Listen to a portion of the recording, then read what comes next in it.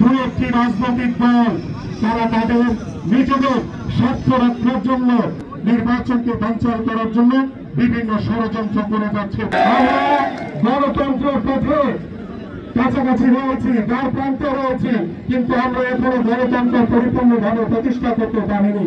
আমাদের যখন গণতন্ত্র প্রতিষ্ঠার জন্য বাংলাদেশের জনগণের ভোটের অধিকার নিশ্চিত করার জন্য আগামী ফেব্রুয়ারিতে যে নির্বাচনের আহ্বান করা হয়েছে, সেই নির্বাচনকে আমরা বাংলাদেশ জাতীয়তাবাদী দল বিএনপি এদেশের সাধারণ মানুষ সকলে একাগ্র চিত্তে গ্রহণ করে সাধুবাদ জানিয়েছে যে দীর্ঘ 15 বছর বাংলাদেশের মানুষ ভোট দিতে পারে নাই।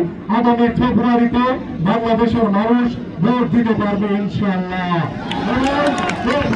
এই নির্বাচনকে সামনে রেখে দু একটি রাজনৈতিক দল তারা তাদের নিজেদের স্বার্থ রক্ষার জন্য তারা নিজস্ব এজেন্ডা বাস্তবায়ন করার জন্য তারা এই নির্বাচনকে পিছিয়ে দেওয়ার জন্য, নির্বাচনকে বানচাল করার জন্য বাংলাদেশের মানুষের বিরুদ্ধে গিয়ে তারা বিভিন্ন ষড়যন্ত্র এবং নির্বাচনকে বানচাল করার জন্য বিভিন্ন ষড়যন্ত্র করে যাচ্ছে।